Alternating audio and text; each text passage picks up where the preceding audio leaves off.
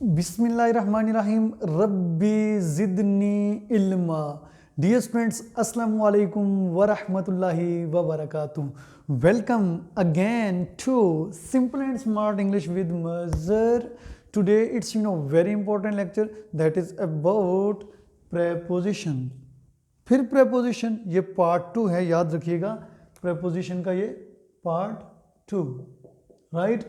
Part 1 में हमने इसका कॉन्सेप्ट पढ़ा है, बेसिक चीज़ें पढ़ी हैं, और प्रपोजिशन ऑफ पोजीशन और प्रपोजिशन ऑफ डायरेक्शन, उनको हमने क्या किया है, डिस्कस किया है बड़ी डिटेल के साथ, राइट। अभी हम डियर स्टूडेंट्स देख रहे हैं कि प्रपोजिशन ऑफ टाइम क्या होती है। प्रपोजिशन ऑफ टाइम आपने देखा होगा, preposition of direction, preposition of place, preposition of time. अभी हम बात कर रहे हैं प्रपोजिशन ऑफ टाइम की। प्रपोजिशन ऑफ टाइम को देखेंगे हम डियर स्टूडेंट्स, तो कैसे देखेंगे। अब देखिए, मैं यहाँ पे कहता हूँ he will arrive sunset, will it give you any meaning और not? It won't give you any meaning, right. It will remain useless. Why? Because it does not create any sense, क्योंकि कोई सेंस क्रिएट नहीं करती। ही will arrive sunset, हमें किसकी ज़रूरत पड़ेगी? Preposition की ज़रूरत पड़ेगी। अराइव के साथ हम क्या लगाते हैं? एट लगाते हैं। और रीच के साथ बताएं जल्दी से, क्या लगाते हैं? रीच के साथ कोई प्रपोजिशन हम लगाते हैं? ही विल रीच एट लगाते हैं या नहीं लगाते? नहीं लगाते, राइट। याद रखिएगा, अराइव और रीच दोनों में अगर फर्क करना है ना आपने ना, रीच के बाद कभी भी कोई प्रपोजिशन नहीं आती, लेकिन अराइव के बाद जो प्रपोजिशन आती है वो क्या है? एट। प्रपोजिशन कौन सी आ गई हमारे पास? एट आ गई, right. He will arrive at sunset, इनके सूरज ग्रुप होने पर वो क्या करेगा? पहुंचेगा। उसके बाद मैं कहता हूँ यहाँ पे he will arrive at 5 o'clock, वो यहाँ कितने बजे पहुंचेगा? ही विल अराइव हेयर कर देते हैं यहाँ पे, he will arrive here at sunset, या he will arrive here at 5 o'clock। इनके टाइम से पहले हमने क्या लगा दिया? एट लगा दिया। अगर हम इन्हीं दो वर्ड से पहले क्या लगा दें? हम बिफोर लगा देते हैं, फर्ज करें क्या लगा देते हैं? बिफोर। अगर हमने लगा दिया बिफोर, तो इसका क्या मतलब होगा? ही will arrive here before 5 o'clock, वो यहाँ कितने बजे से पहले पहुंचेगा? 5 बजे से पहले। अगर मैं यहाँ पे लिख देता हूँ आफ्टर, तो क्या हो जाएगा? ही will arrive here after sunset या आफ्टर 5 o'clock। तो सिचुएशन बदली या नहीं बदली? सिचुएशन क्या होगी? बिल्कुल बदल गई। क्यों? कि यहाँ पे बेसिकली अराइव क्या है? वर्ब है। सनसेट क्या है? नाउन है। तो किस चीज़ ने इनका रिलेशन कायम किया? प्रपोजिशंस ने। ये प्रपोजिशंस अगर नहीं है तो ये सेंटेंस बिल्कुल बेकार है। तो प्रपोजिशन देखें अकेले में कोई मीनिंग नहीं रखती, लेकिन जब सेंटेंस के अंदर आ जाती हैं तो इनके बगैर सेंटेंस में नामुकम्मल हो जाता है, राइट। इनकी इतनी ये वर्थ, इतने ये अपने अंदर ताकत रखती हैं कि सेंटेंस को बेकार बना देती हैं अगर ये लिफ्ट ना करें सेंटेंस को, राइट। अब देखें, ही विल अराइव सनसेट बिल्कुल बेकार हो जाता है। ही will arrive 5 o'clock, what is this, right. तो ये बेसिकली क्या है? Preposition of time. इनके अगर टाइम है, गिवन टाइम है, सनसेट है, मॉर्निंग है, इवनिंग है, नून है, आफ्टरनून है, कोई भी इस तरह का टाइम आ जाता है, 5 o'clock है, मंडे है, ट्यूसडे है, वट एवर सो एवर, उनसे पहले हमने कोई ना कोई क्या लगानी होती है? प्रपोजिशन लगानी होती है। अभी डियर स्टूडेंट्स देखें, कॉन्सेप्ट इसका क्या है? Relation is between time and action. अब एक्शन और टाइम के दरमियान क्या है? रिलेशन है। अब ये एक्शन है, वहाँ आपके पास ये क्या है? आपके पास टाइम है। तो इसका रिलेशन किस चीज़ ने बनाया हमारे साथ? प्रपोजिशन ने, राइट। अभी डियर स्टूडेंट्स में लेके चलता हूँ आपको थोड़े एक और नए कॉन्सेप्ट की तरफ। उसके बाद हम पढ़ेंगे प्रपोजिशन ऑफ प्लेस पढ़ेंगे, और बाकी प्रपोजिशन को एक एक करके सीखेंगे इंशाल्लाह। अब देखिए, प्रपोजिशन एज एडवर्ब। अब ये जो वर्ड लिखा हुआ है लुक, लुक क्या मतलब है इसका? बता सकते हैं आप लोग या नहीं बता सकते? थोड़ा सा सोच लिया करें जब मैं कोई इस तरह की चीज़ पूछ रहा हो तो, क्यों? ये बहुत इंपॉर्टेंट होती है इसलिए, राइट। लुक, आगे एक्सक्लेमेटरी साइन है। लुक, इसका मतलब क्या? देखो।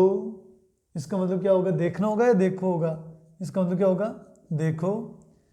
लुक, इसका मतलब क्या होगा? देखना। अक्सर हम कहते हैं लुक का मतलब क्या होता है? देखना। नहीं, गलत होगा। लुक का मतलब क्या होता है? दिखाई देना। क्या होता है? दिखाई देना। तो इसका मतलब यहाँ पे देखने की मीनिंग में तो कोई नहीं आ रहा। याद रखिएगा, अगर लुक के बाद कोई प्रेपोजिशन आ जाती है, जिस तरह मैं यहाँ पे लिख देता हूँ, फर्ज करें look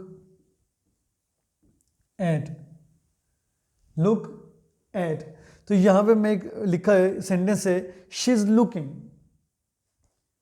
nice, she is looking beautiful, she is looking अगली, शी इज लुकिंग व्हाट। फिर जब शी इज लुकिंग अगली कहेंगे या शी इज लुकिंग ब्यूटीफुल कहेंगे, शी इज लुकिंग नाइस कहेंगे, तो क्या वहां पे इसका क्या मतलब निकलेगा? वो देख रही है या वो दिख रही है? हाँ बिल्कुल ठीक, आपने सोच लिया है कि वो अगली दिख रही है, वो अगली वो ना अच्छी लग रही है, वो मतलब खूबसूरत लग रही है, राइट, या खूबसूरत दिखाई दे रही है। लेकिन अगर मैं इसके साथ लगा देता हूँ प्रेपोजिशन एट, आगे लिख देता हूँ द चाइल्ड, क्या लिख देता हूँ? The child.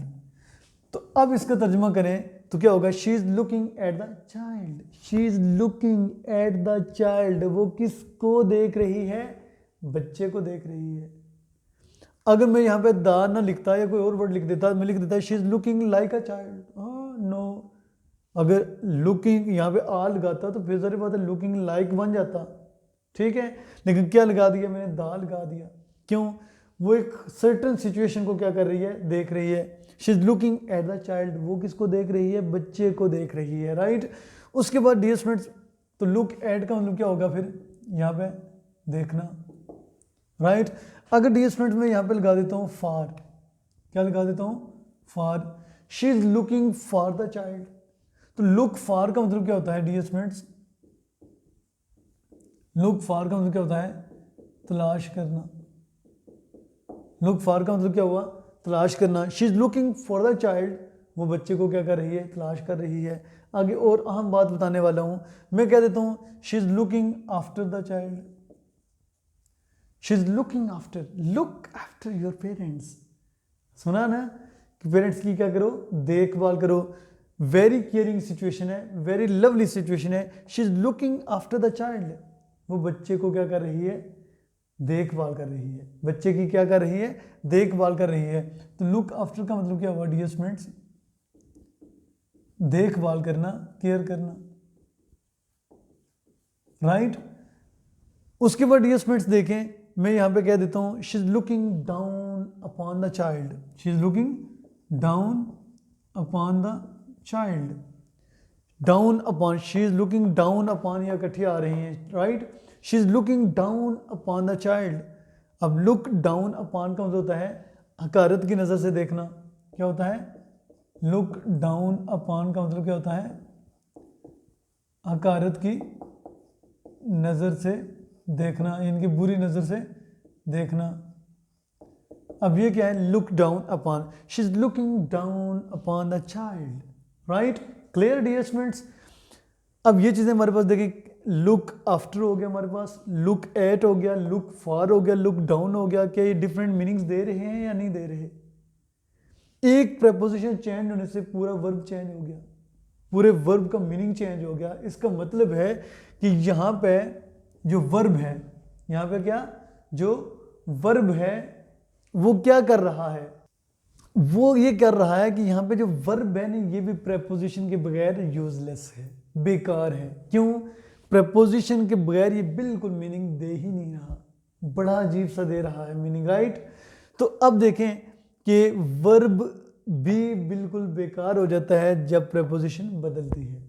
प्रेपोजिशन बदलती है तो वर्ब को अपना मीनिंग चेंज करना पड़ता है। क्लियर?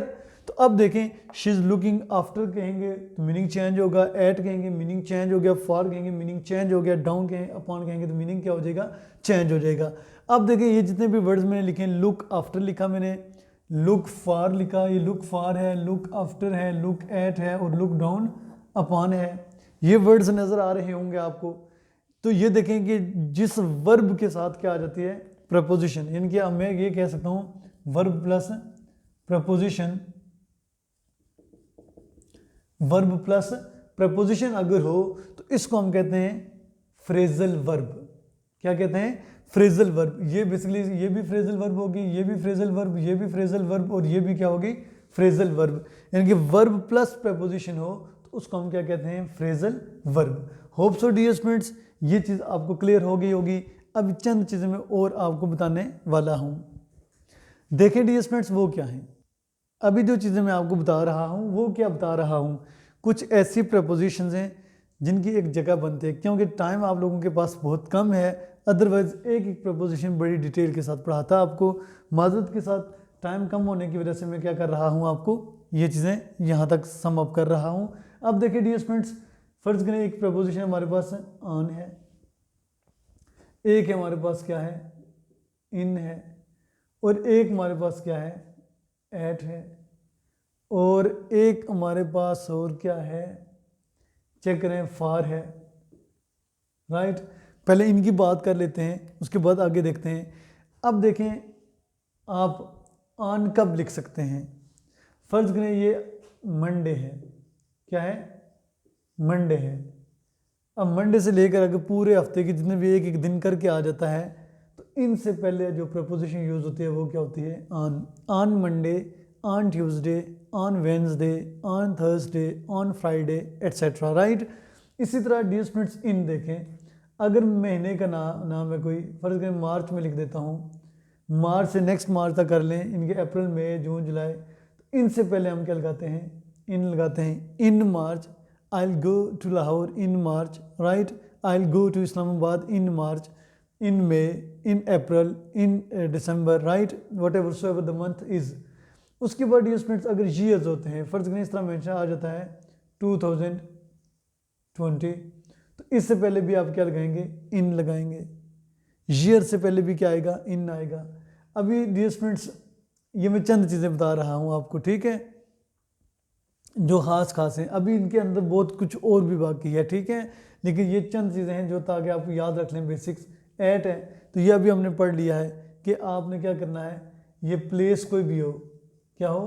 प्लेस जगह कोई भी हो, तो उस जगह के लिए तो या तो हम क्या करते हैं? इन इस्तेमाल करते हैं या फिर एट इस्तेमाल करते हैं। अब इन दोनों में डिफरेंस भी है, वो भी बताता हूँ मैं आपको कि प्लेस फर्ज करें, प्लेस कर लें, उसके बाद क्या कर लें? टाइम कर लें। दो, इसमें प्लेस और टाइम में फ़र्क ये है कि जो इन होता है ये ब्रॉड सेंस में यूज़ होता है। किस सेंस में यूज़ होता है? ब्रॉड सेंस में। और एट जो है ये किस में सेंस में यूज़ होता है? नैरो सेंस में। अब ब्रॉड सेंस और नैरो सेंस से मुराद क्या है कि इन जो है इन चीज़ों के साथ भी लगती है, लेकिन इन साथ किस चीज़ को शो करती है? प्लेस को भी शो करती है। अब ये कब? फर्ज करते हैं मैं कहता हूँ where do you go, where do you go, आप कहाँ जाते हैं? आप कहते हैं आई गो टू इस्लामाबाद। मैं कहता हूँ वेयर डू यू लिव, आप कहते हो आई लिव इन इस्लामाबाद। आप कहते हैं मैं इस्लामाबाद में रहता हूँ। Where do you live? I live in Pakistan, मैं पाकिस्तान में रहता हूँ। Where do you work? I work in Pakistan. आप देखिए वर्क के बाद इन के बाद पाकिस्तान, पाकिस्तान क्या हुई? प्लेस हुई। इन लगा रहे हैं ना, तो इन क्या है? बेसिकली ब्रॉड सेंस में है, ठीक है। जहाँ तक एट का ताल्लुक है, मैं कहता हूँ where do you live in Pakistan आप कहते हो आई लिव इन इस्लामाबाद, क्योंकि इस्लामाबाद भी एक ब्रॉड सेंस में आता है।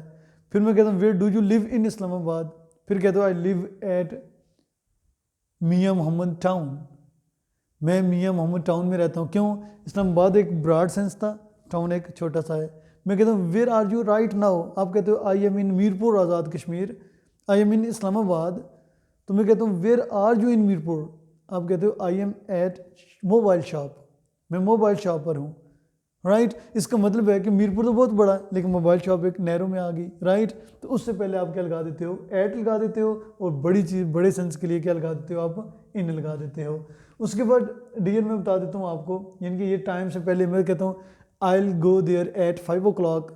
राइट, एक तो ये चीज़ होती है, और इन किसके साथ क्या आता है? I will go there in the morning, in the evening, morning evening, in the ये ऑलरेडी इनकी प्रपोजिशन फ्रेजेस हैं, तो ये ऑलरेडी ऐसे ही यूज़ होती हैं। उसके बाद डियर स्टूडेंट्स फार के लिए मैं बताता हूँ डियर स्टूडेंट्स आपको माजरत के साथ। अब देखें कि इन है या फार है। सबसे पहले ये बता देता हूँ आपको कि फार अगर आ जाए ना उसके बाद वर्ब कोई भी आ जाए, वर्ब कौन सा आ जाए, कोई भी आ जाए, तो उसकी फॉर्म कौन सी होगी, यानी कि फर्स्ट फॉर्म प्लस ING जिसको कहते हैं। यानी कि फार के बाद हम हमेशा वर्ब की फोर्थ फॉर्म इस्तेमाल करते हैं, प्रेजेंट पार्टिसिपल इस्तेमाल करते हैं। मैं कहता हूँ I am here for teaching, I am here for teaching, I am here for doing job, I am here for learning, right. एक तो ये चीज़ क्लियर होगी आपको। इसके बाद डियर स्टूडेंट्स, अभी ये वीडियो बड़ी हो जाएगी थोड़ी सी, इस लेक्चर को यहाँ पे वाइंड अप करके ना मैं आपको नेक्स्ट लेक्चर की तरफ लेके जाना चाहता हूँ, उसमें मज़ीद हम कुछ डिस्कस करने वाले हैं। इस चीज़ को सीख लें, उसके बाद हम आगे मूव करते हैं। फ़र्ज़ करें डियर स्टूडेंट्स ये आ जाते हैं, एक फार है जितना मैंने वहाँ पे लिखा है, इसके बाद आ जाता है बाय, बाय के बाद अगर आ जाता है अल्लाह भला करे आपका बिफोर, बिफोर के बाद क्या आ जाता है आफ्टर, और इन, इसके बाद बाय मैंने लिख दिया, ठीक है, और एक और है ऑफ, राइट। इन सब के बाद अगर वर्ब आ जाता है तो वर्ब की कौन सी फॉर्म होगी, फोर्थ फॉर्म होगी। यानी कि फार के बाद अगर कोई वर्ब है तो फार टेक नहीं होगा, फार टेकिंग होगा, बाय टेकिंग होगा, before taking, after taking, in taking, of taking, right.